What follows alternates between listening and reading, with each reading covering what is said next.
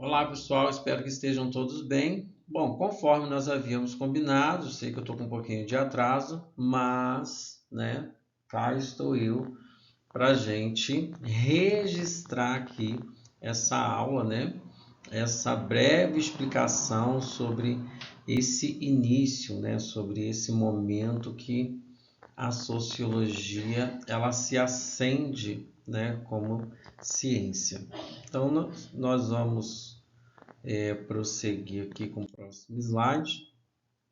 Nós vamos falar da ciência, da razão e também do empirismo. Tá? A gente vai compreender essa tríade, epistemológica. Então, nós temos a ciência, podemos dizer que a ciência é um método que sistemático de adquirir conhecimento, sobre o mundo natural, por meio de observações, experimentações e também da análise lógica, tá? Então, ela busca entender os fenômenos ao seu redor por meio de teorias que são testáveis, permitindo assim previsões e explicações.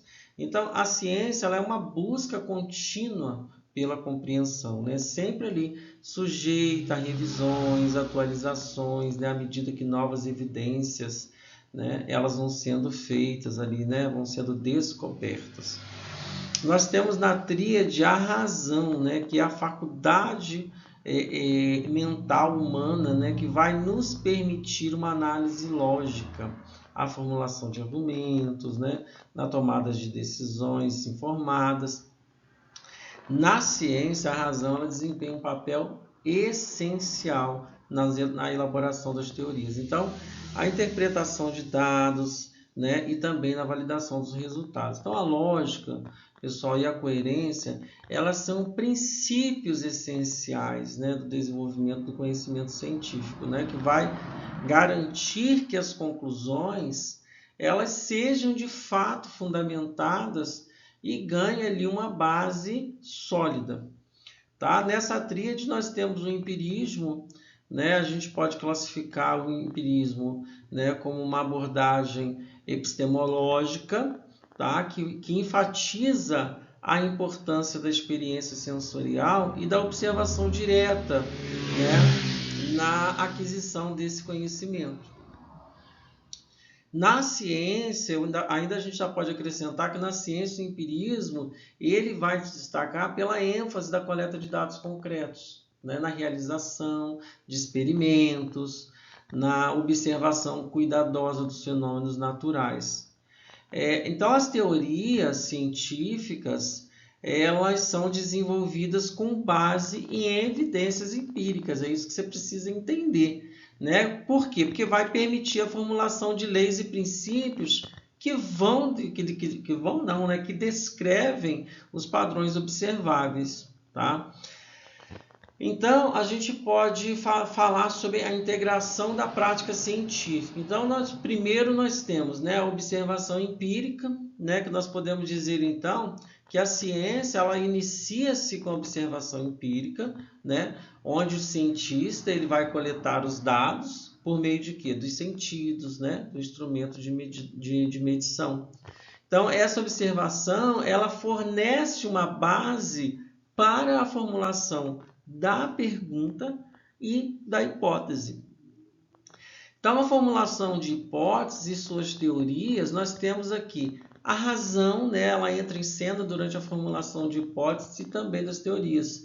Então, os cientistas, eles usam da lógica, para criar modelos explicativos, de modo que se alinhe ali com as evidências observadas, tá? Então, assim, seguindo princípios racionais, obviamente, para desenvolver suas ideias. A gente não pode esquecer disso.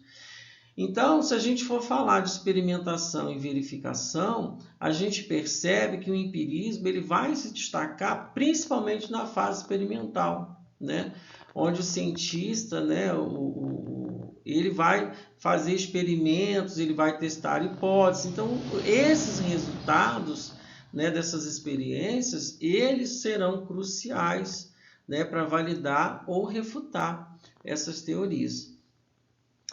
A análise dos resultados e a interpretação dos dados, elas requerem também um raciocínio muito lógico. Então, a razão, ela ajuda o cientista, né, a tirar suas conclusões fundamentadas e identificarem também os padrões e as relações causais, né, nos fenômenos estudados.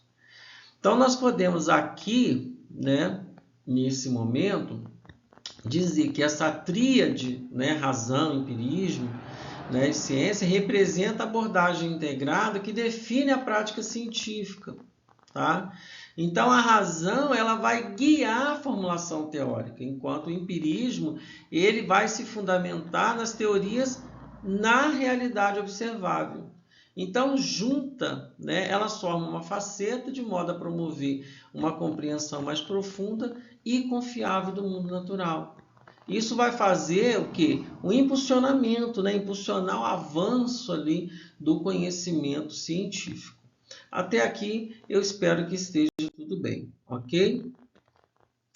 Já nesse momento nós vamos definir ciência, tá? Então, vamos definir a ciência, ela pode ser definida como um sistema de conhecimento, né, que vai se utilizar de métodos como observação, a experimentação, análise e formulações de teoria. Para quê? Para compreender e explicar os fenômenos naturais e sociais.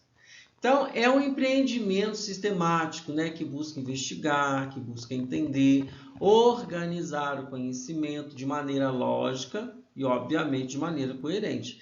Então, a ciência ela traz as suas características, né? Ela é metódica, é sistemática, ela se utiliza de métodos específicos, né, para coleta de dados, realizar experimentos e também analisar os resultados. Então, esses métodos eles são aplicados de forma totalmente sistemática. Por quê? Porque precisa garantir consistência, né? E também a confiabilidade no processo. Então, a ciência ela é empírica, porque a base da ciência é a observação da realidade. Então, essas teorias científicas elas são desenvolvidas com base em evidências empíricas. Tá? Ou seja, são dados que são provenientes da experiência e da observação do mundo ao nosso redor. E ela tem um caráter muito racional, né? Porque a ciência ela busca compreender os fenômenos de uma maneira muito lógica, muito racional. Então, essas teorias científicas elas são elaboradas com base em princípios lógicos, né? E também dedutivos, que vai permitir ali a previsão, né, e a explicação desses eventos. Um outro ponto fundamental, pessoal, é que a ciência ela está sempre aberta a revisões e também a mudanças. Então, novas descobertas, observações, experimentos, eles podem levar a modificação, sim, ou até mesmo a substituição de teorias existentes. E ela, e o que são, né, dependências da ciência? Observação e experimentação, né? Então, a ciência, ela depende da capacidade de observar o mundo ao nosso redor. E, quando possível, né, ali realizar experimentos controlados para coletar dados, né, e também testar as suas hipóteses, né, aquelas que são formuladas lá com base na observação. Então, o método científico é um dos caráteres, na aplicação do método ela é fundamental. Então, esse método ele vai envolver formulação de perguntas, elaboração de hipóteses, né? A coleta de dados, a realização de experimentos e também uma análise dos resultados. Então, a ciência, na verdade, ela vem a ser para nós um esforço coletivo, né, que vai depender da colaboração e da comunicação entre cientistas. Então, a revisão por pares, né, publicações em revistas científicas, a troca de informações, elas são essenciais para o progresso científico, tá? Então, a ciência também ela carece, né, não só disso tudo, mas de uma ética científica, né? A pesquisa científica ela deve ser conduzida com integridade ética, tá? E isso vai incluir honestidade na coleta dos dados, a apresentação dos dados, respeito pelos sujeitos de pesquisa e a divulgação transparente dos resultados, tá? Então, se a gente pode nesse momento concluir, nós vamos dizer o quê? Que a ciência é método sistemático, tá? E ela também é racional, né? Porque ela busca explorar e compreender o mundo ao nosso redor, dependendo da observação, da experimentação e do método científico. Então, a comunidade científica ela tem que ser ética, né, para progredir, né, para o conhecimento humano. Então, a ciência ela se caracteriza justamente por isso, né, pela sua seriedade, né, por essa responsabilidade e apresentar resultados verídicos, né, verdadeiros, mas sempre lembrando que a qualquer momento, né, a ciência ela está aberta, né, para modificações, para novas experiências e etc. Pessoal, então a gente precisa também entender, deixar claro o seguinte, que a pretensão de neutralidade e objetividade é um dos princípios fundamentais da busca pelo conhecimento científico, tá? Então, assim, essa abordagem, ela visa o quê? Minimizar, né, esses vieses pessoais, culturais, né, permitindo ali que a informação ela seja apresentada de uma maneira imparcial e justa. Então, aqui nós vamos explorar esses conceitos mais detalhadamente, de uma forma mais sucinta, tá? Então, a gente vai explicar o quê? A questão da neutralidade. Então, a neutralidade ela se refere à imparcialidade, né? E há também ausência do favoritismo, né? Ou um viés em relação a determinado assunto.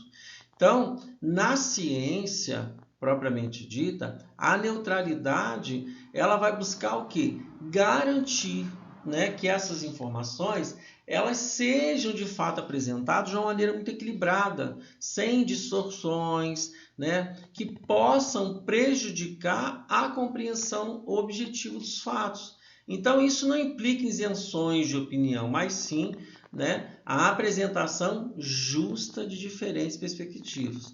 A outra questão importante é a questão da objetividade. Então, o que a gente pode dizer em relação a isso? A objetividade está relacionada à busca pela verdade pelos fatos, sem a influência significativa de preconceitos ou até mesmo de emoções. Então, na ciência, isso significa que em realizar a pesquisa de forma imparcial, né, e analisar dados de maneira neutra e apresentar resultados de forma clara e precisa. Tá? Isso a gente precisa ter em mente. Tá? Mas também nós temos desafios, né, que são enfrentados na pretensão da neutralidade e da objetividade, tá? Principalmente por questões, né, inconscientes, né? Mesmo ali com todos os esforços, né, para ser neutro, para ser objetivo, né, as pessoas ainda podem ser influenciadas por seus próprios preconceitos, né, suas crenças, né, e muitas vezes isso vai acontecer até mesmo de forma inconsciente, tá? Então, assim, a seleção de informações, né, e o contexto ali fornecido, eles podem influenciar a percepção do cientista, tá? Então, assim, é muito desafiador, né, apresentar um contexto completo sem adicionar perspectivas, né, subjetivas. Então, a ciência ela tem esse caráter, tá? Isso aí a gente não pode esquecer. Então, o que a gente pode dizer? Né? Que essa pretensão de neutralidade e objetividade é ideal, né, para ser perseguido como ciência. Então, assim, embora seja impossível alcançar uma neutralidade 100%, né, os esforços consistentes nesse sentido eles são cruciais. Tá? São essenciais para que você possa garantir a confiança do público, né? Promover uma diversidade de perspectiva, manter a integridade do processo, né? Principalmente esse processo aí de busca pelo conhecimento e pela informação. Tá? Então a gente precisa ter isso em mente, porque isso é importante, né, para nós, enquanto acadêmicos, né, para vocês que vão aí adentrar né, o ensino superior muito breve, então a gente já precisa ter essa noção aí de que para você fazer sua pesquisa científica, né, para você tem que ter objetividade, tem que ter neutralidade, você não pode se envolver, né, com seu objeto de estudo, tá? Então tudo isso a gente está aqui falando para você entender como que a sociologia ela se acende como ciência, né? E no que ela vai se apoiar para ter ali a sua ascensão, tá ok? E essa parte eu acho muito interessante, né? Dizer que a sociologia é fruto da modernidade, né? Significa o quê? Significa que é reconhecer que essa disciplina, né, científica, ela emerge ali como uma resposta às transformações sociais, então assim, econômicas, culturais, que ocorreram durante todo um período histórico, né, com a modernidade. Então, a modernidade, pessoal, ela é um período que ela se estende ali aproximadamente do século XVI até o século XVIII, né? E suas características elas vão incluir mudanças significativas nas estruturas sociais. Preste bem atenção. Nas sociais, econômicas e também políticas, né? Bem como na forma de pensar e também de compreender o mundo. Então, pensar a sociologia como disciplina acadêmica, né, é pensar que ela começou a se desenvolver ali mais no século XIX na Europa, né, e foi influenciada por uma sucessão de eventos e mudanças, né, associada a essa modernidade. Então, algumas razões para considerar a sociologia como fruto desse período, elas vão incluir, né, como que eu posso iniciar? Elas vão incluir as transformações sociais que ocorriam, né? A modernidade, então, ela traz consigo uma série de transformações sociais, né? Como o declínio do feudalismo, o surgimento da sociedade industrial, as questões de urbanização, mobilidade social, a mudança nas relações familiares. Então, a sociologia, ela surgiu como uma disciplina dedicada, né, ali interessada em compreender essas novas dinâmicas sociais, por isso o nome sociologia. Então a racionalização e a individualização, ela traz ali também, dentro da modernidade, ela também foi caracterizada por uma ênfase crescente ali na racionalização, na individualização. Então, a ascensão da razão como uma guia, né, para a compreensão do mundo e com foco aonde? No indivíduo, né, como uma unidade autônoma ali de análise, né? Então, assim, foram temas centrais abordados pelos sociólogos, tá? A gente também não pode descartar, né, que aqui teve o desenvolvimento da ciência e do método científico, né? Então, durante esse período ali da modernidade, né, houve um aumento significativo na valorização do método científico, tá? Principalmente ali como um meio, né, de investigar e compreender o mundo. Então, a sociologia, o que acontece? Ela adotou esse enfoque científico para estudar as estruturas sociais, né? E as instituições, as dinâmicas sociais, devido a todas as mudanças que vinham ocorrendo ali ao longo dos anos. Os desafios da industrialização, da urbanização, foram um dos motivos, né? Então, assim, o surgimento dessa sociedade industrial e as mudanças associadas à questão da urbanização trouxeram esses novos desafios sociais. Então, a sociologia ela emerge ali como uma disciplina que vai ser capaz de analisar e vai propor, né, soluções para as questões sociais decorrente dessa sucessão de eventos que antecede a sociologia, né, seu surgimento.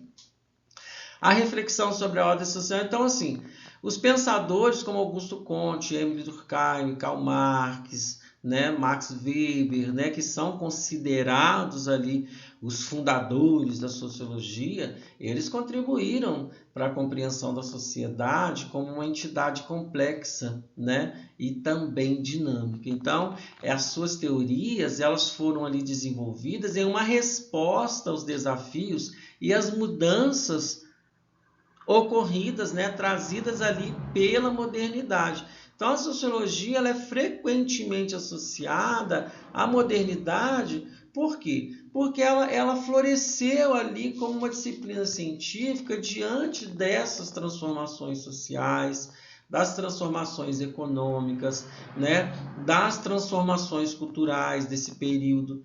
Então, assim, sempre buscando ali compreender, analisar essas novas dinâmicas sociais que surgiram durante essa época. Então, por isso, né, que Raymond Aron ele vai dizer que a sociologia é fruto da modernidade, porque ela surge ali nesse processo de modernização, né? Mas não é só a modernização no sentido da industrialização, é na dinâmica social de modo geral, tá?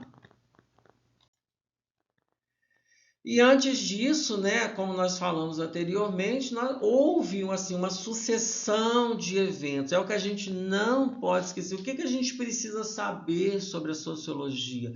Né? Aquilo que antecede, né, o surgimento da sociologia. Por que a sociologia ela é uma ciência hoje? Né? Por conta dessa sucessão de eventos aí ao longo dos anos, e a gente vai ver agora mais para frente um pouquinho mais.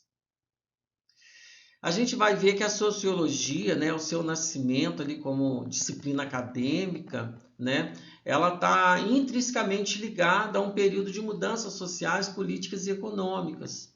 Né? Mas são mudanças políticas e econômicas que são significativas, né, que vai ocorrer lá na Europa no século XVIII e XIX. Então, assim, esse contexto histórico ele moldou as bases do surgimento, né, dessa ciência social, que buscava ali compreender, buscava ali explicar as transformações sociais que eram mais emergentes ali, tá? Então, essas mudanças sociais, a gente pode dizer o quê? Que a transição do feudalismo, né, para a sociedade industrial, que trouxe consigo essas alterações que são consideradas hoje radicais na estrutura social da época, né? Então, a urbanização, o declínio das tradições feudais, né, o surgimento de uma classe trabalhadora, né? Então isso tudo assim, trabalhadora industrial, né, foram fatores cruciais também.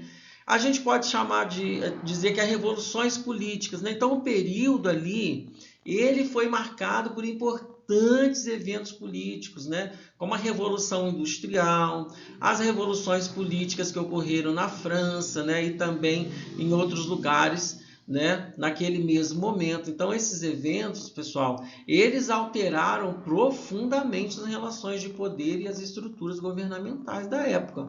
Tá? Nós temos também a questão da Revolução Científica, né? A gente não pode esquecer da Revolução Científica, porque ela influenciou como as pessoas percebiam o mundo. Né? Então, assim, a ascensão da ciência como método confiável, né, para compreender a realidade, inspirou o desenvolvimento de uma abordagem científica dentro da sociologia. Olha que interessante. Então, assim, a questão do crescimento urbano, né? Então, assim, houve um crescimento urbano massivo, né? Resultado do quê? Do êxodo rural, né? Em direções às cidades industriais. Isso gerou desafios sociais e novas dinâmicas que precisavam ali ser compreendidas. Então, a sociologia ela emerge ali para analisar essa complexidade, né, dessas interações urbanas. Tá? Então, nós tivemos também pensadores ali fundamentais, né? Pensadores como Augusto Comte, né? Como nós falamos anteriormente, Emile Durkheim, né? Karl Marx, Max Weber, que são considerados ali os seus fundadores, né? Os fundadores da sociologia como ciência. Então, cada um deles contribuiu de uma maneira muito única, né? Para a compreensão das dinâmicas sociais. Então, e também das instituições da época, né? Então, nós tivemos um grande boom ali, né? Que foi o desenvolvimento do método científico. Então, era, na verdade, uma busca, né, por uma compreensão mais objetiva e sistemática da sociedade. Então, levou à implicação do método científico dentro das ciências sociológicas. Então, isso permitiu ali a coleta de dados, análise estatística, formulações de teorias, né? Mas sempre baseadas em evidências observáveis, tá ok? Então, assim, a necessidade de uma compreensão social. Então, o rápido ritmo, né, das mudanças sociais e econômicas, né, criou-se uma necessidade, né, de uma disciplina que pudesse analisar, que pudesse interpretar, explicar as transformações ocorridas. Então, a sociologia, ela emerge ali como resposta a essa demanda, tá? Então, a gente pode dizer que o nascimento da sociologia como uma disciplina acadêmica, né, está intimamente ligado ali ao contexto da Europa no século XVIII, século XIX, tá? Então, é caracterizada por mudanças profundas, né, e também aceleradas. Então, a sociologia surge como uma ferramenta crucial para entender as complexidades, né, ocorrida nas sociedades, também as suas transformações, a sua evolução contínua, né, a influência também no nosso entendimento do mundo social até os dias de hoje. Tá? Então, por isso que o nascimento da sociologia ele pode ser atribuído principalmente às mudanças sociais, políticas e econômicas que ocorreram ali no século XVIII, século XIX. É claro que em outras partes do mundo estavam ocorrendo outras revoluções, outros acontecimentos, mas a sociologia ela dá-se dentro desse contexto. Então, nós podemos refletir também juntos aqui sobre, né, os impactos profundos, né, da Reforma Protestante, né, que foi um marco aí que ressoa até através dos séculos, né? Então, ao enfocar o individualismo religioso, a Reforma Protestante ela traz ali também, contribui com uma transformação radical na relação direta, né? Principalmente o que diz respeito ali entre o indivíduo e Deus. Então, aqui a autonomia individual, a liberdade de consciência, elas começaram ali a ganhar um destaque, né? Redefinindo, né, a espiritualidade em termos pessoais e íntimos. Né? Então, assim, ao desafiar a autoridade incontestável da Igreja Católica, né, a reforma ela incitou debates fervorosos, né, sobre o poder da organização social. Então, essas estruturas tradicionais, elas começaram a ser questionadas, né, dando lugar a um cenário de mudanças, né, que reverberam ali na história. Então, a diversidade religiosa, a intolerância, né, frutos desse movimento, estimularam, né, a reflexão sobre a coexistência pacífica, né, de diferentes crenças. Mas não para por aí não, tá? A reforma ela também teve um impacto profundo na educação e na alfabetização. Isso é muito interessante. Então, a gente precisa compreender, né, que a ênfase ali da leitura, da escrita, ela não apenas fortaleceu a espiritualidade das pessoas, mas elas também impulsionaram a educação, né, e a reflexão crítica ali sobre a sociedade. Então, nesse sentido, a reforma ela não apenas moldou a esfera religiosa, né, mas ela deixou um legado duradouro, né, que transcendeu, né, para diversas áreas da vida cotidiana. Então, pessoal, ao olharmos para o passado, né, nós reconhecemos a reforma como um capítulo vital na história também, tá? Que mudou não apenas a espiritualidade, mas os fundamentos sociais também, tá? Tanto os políticos quanto os educacionais que permeiam ali a nossa existência até o dia de hoje. Então, assim, é uma jornada pela qual devemos explorar, né? Devemos aprender, refletir, né? Mantendo a chama da compreensão, tá? E do respeito mútuo, tá ok? Então, a gente vai também discutir a questão do Renascimento, né? Que foi uma época super interessante, né? Chamada de Renascimento. E isso rolou lá pelos séculos XIV, século XV, né? Que foi um tipo de boom cultural. Então, assim, bora entender o que rolou nesse tempo lá. Foi muito legal. Então, primeiro, né?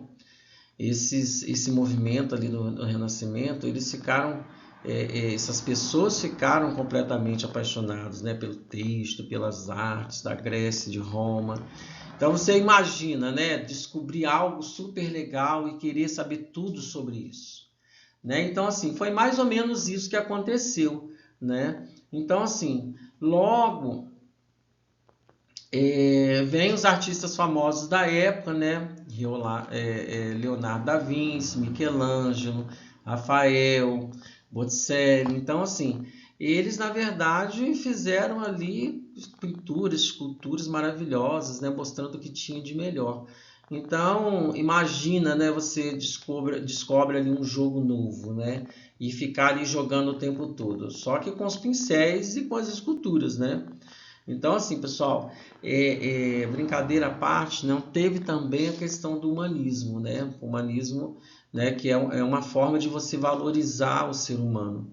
Então, eles queriam saber mais sobre a nossa capacidade de pensar, de criar, de se expressar. Então, assim, foi uma época, né, que a gente precisa realmente valorizar. E a ciência também, ela deu uma turbinada. Então, assim, tipo Copérnico, Galileu, né, começaram a questionar as ideias antigas, né, abrir o caminho para um monte de descobertas incríveis sobre o espaço, né, sobre o corpo humano. Então, assim, só para fechar essa parte, né, com chave de ouro, né, era uma galera assim bem conceituada na época, tá? Os nobres, mecenas ajudaram pra caramba nisso. Então, eles bancaram os artistas, os cientistas, tipo, eles deram uma força, né, para fazer tudo acontecer.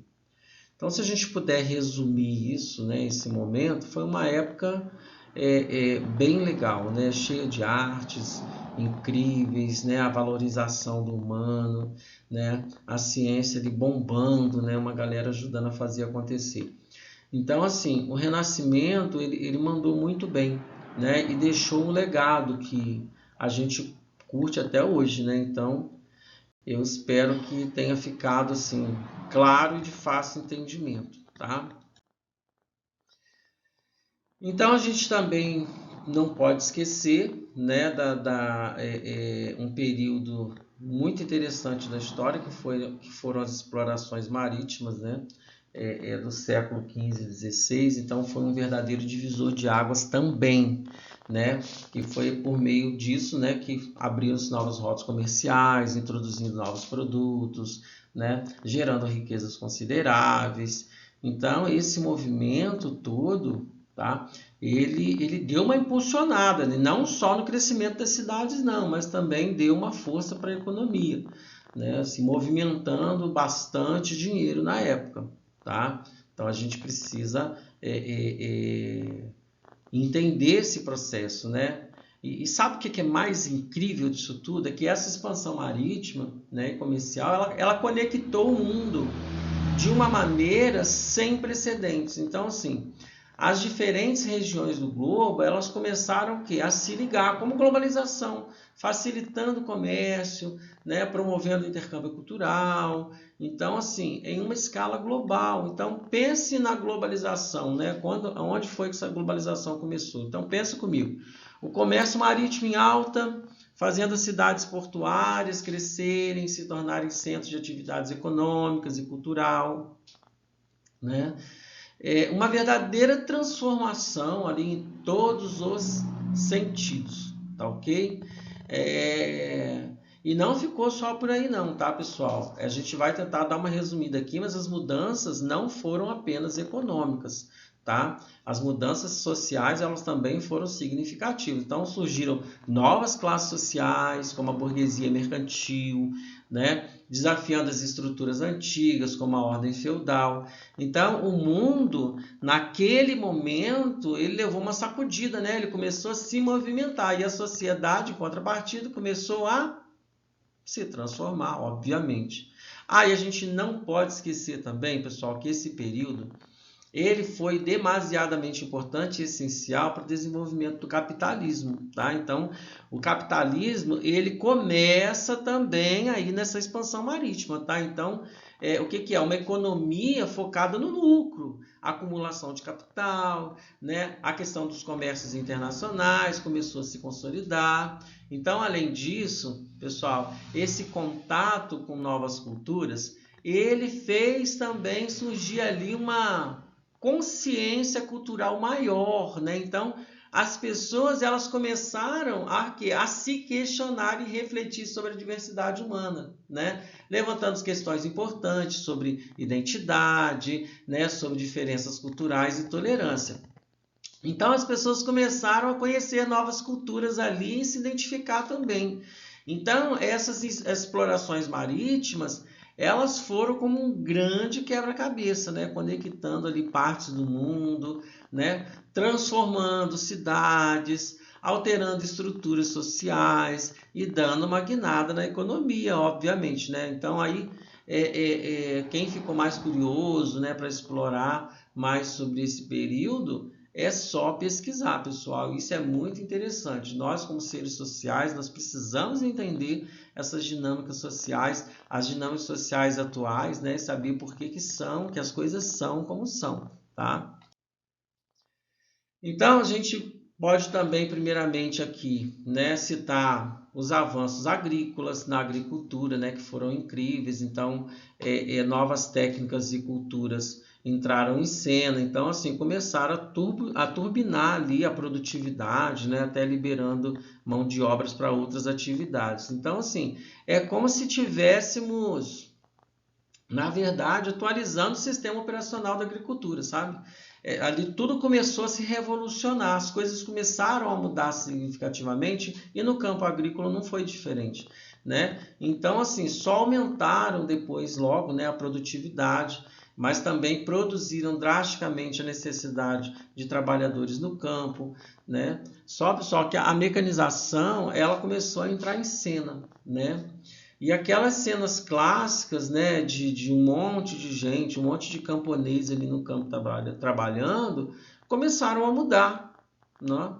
Então, assim, só que teve um lado menos legal nessa história aí, né? Por quê? O pessoal começa a sair do campo, né? Deixa o campo, começa ali o processo do êxodo rural, né? Que é uma espécie de migração em massa para a cidade, tá?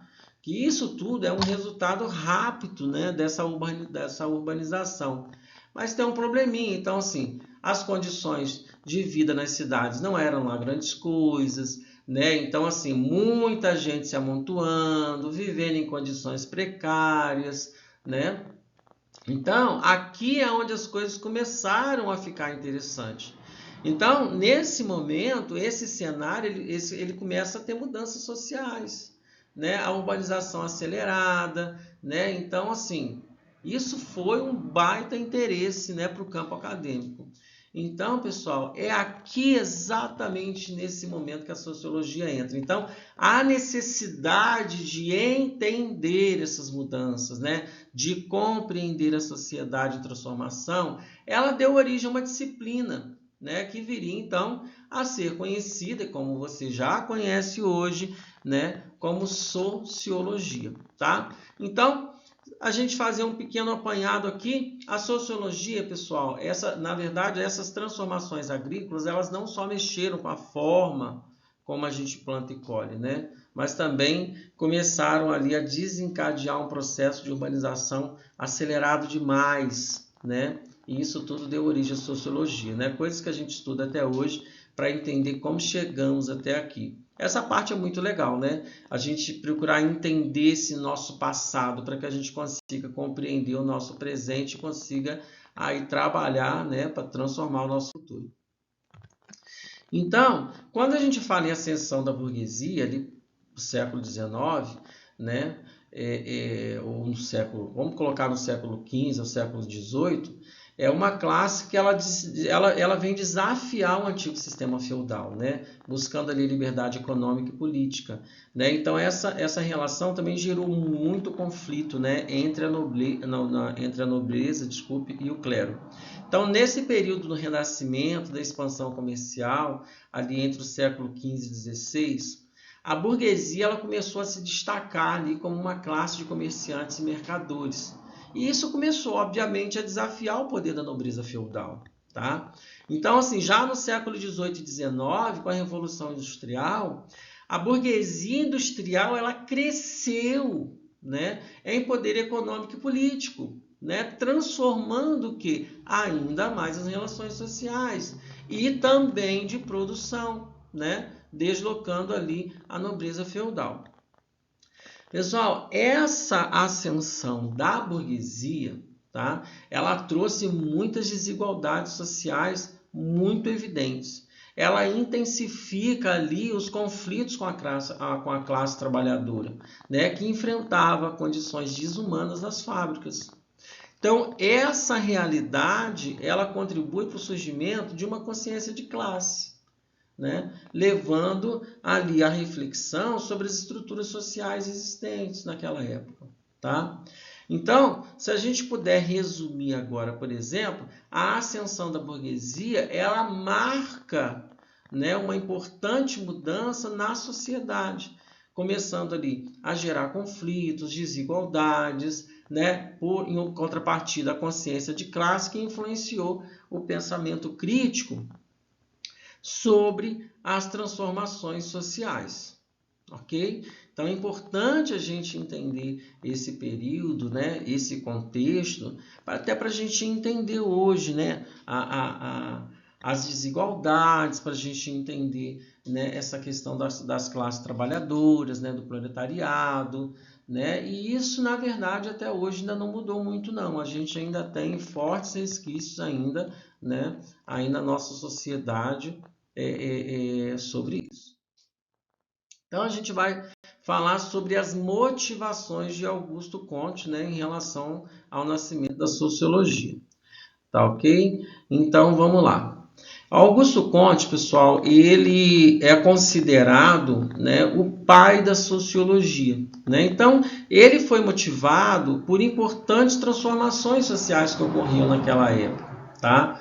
E isso motivou ele a iniciar os estudos. Então, quando a gente fala de motivações que influenciaram Augusto Comte, isso vai incluir ali eventos diversos, né, significativos, como a Revolução Francesa, a Revolução Industrial, né, juntamente ali com os desafios do êxodo rural, né, e também da urbanização.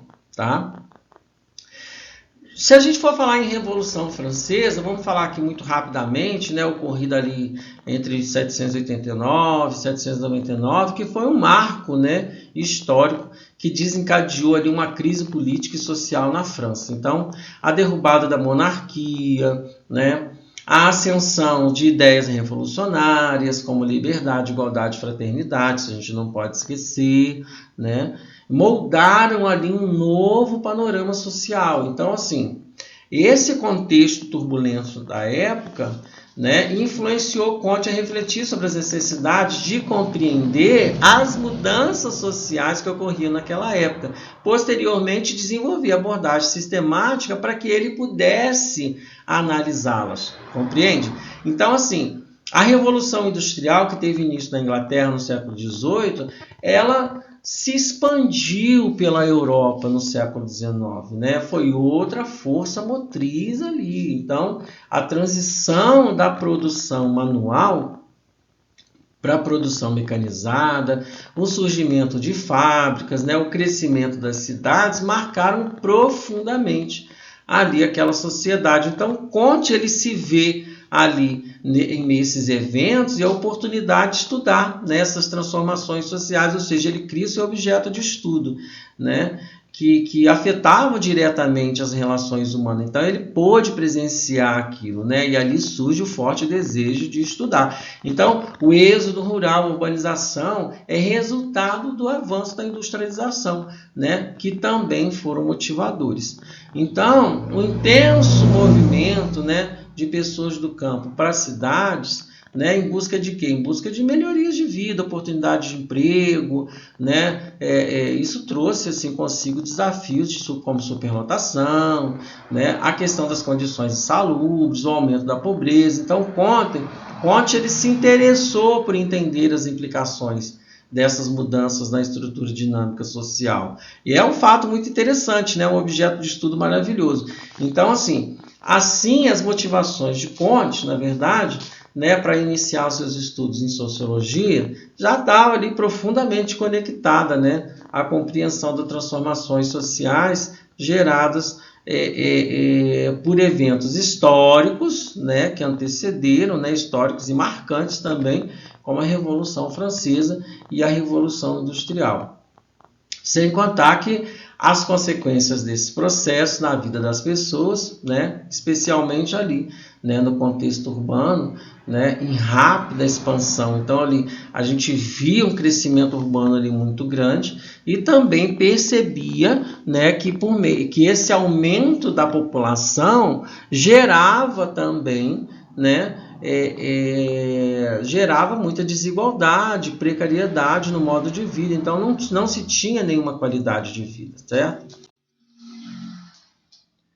Aqui a gente vai ainda citar o êxodo rural e a urbanização descontrolada, né, que representaram ali uma significativa mudança no cenário social, né, trazendo consigo ali desafios de impactos negativos, tá? Então, esse rápido movimento de pessoas do campo para a cidade, né, eles resultaram no quê? Resultaram em péssimas condições, né, em vida precária, né, principalmente ali nas áreas urbanas, tá? Então, nesse sentido, pessoal, a gente entende que muitas pessoas, né, se encontraram ali em situações de extrema pobreza. Então, assim, com dificuldade de garantir moradia adequada, né, enfrentando, né, o acesso limitado a serviço básico de saúde, né, limitado à educação, uma falta de infraestrutura urbana adequada, né, que exacerbou essas condições. Então, assim, criando um ambiente propício para quê? Para o surgimento dos problemas sociais, tá? Então, tudo isso precisa ser levado em consideração. Então, pessoal, a propagação dessas doenças, elas também tornaram-se uma questão significativa, né? Assim, dada a concentração populacional da época, né, no espaço urbano, acredito que as cidades não eram tão grandes como são hoje, né? Então, assim, superlotadas e salubres, né? Então, a falta de condições sanitárias adequadas ali, ela foi uma mola propulsora ali para a disseminação das enfermidades. E começou a afetar diretamente a qualidade de vida das pessoas, não só das pessoas que viviam ali a vida precária, como certamente as outras também. Então, assim, além disso, o aumento da criminalidade, né, da violência, foi uma consequência direta também dessas condições diversas. Então, assim, a falta de oportunidades econômicas, né, assim, aliada às condições precárias de vida, criou um terreno propício por surgimento de problemas sociais gravíssimos, né, incluindo, né, até crimes e também conflitos. Então, pessoal, o êxodo rural, né, e a urbanização descontrolada não apenas transformaram o ambiente físico das cidades, né, mas também acredito que desencadearam uma série de desafios sociais, né, então assim, que demandava muita atenção, soluções eficazes, né, para melhorar a qualidade de vida das populações urbanas. Então, você vê a cidade que você tem hoje, né, a gente não consegue às vezes nem imaginar, né? Então, assim, essa realidade complexa lá, né, multifacetada, ela tornou-se objeto de estudo e reflexão para muitos sociólogos, né? Não só para Comte, mas para muitos outros, incluindo aqueles que seguiram, né, os passos de Comte ali, em especial os que seguiram os passos de Comte. Ok? Então, nós já estamos aí encaminhando para 50 minutos de aula, tá? E a gente vai parar por aqui e a gente vai ter a parte 2 desse vídeo, ok?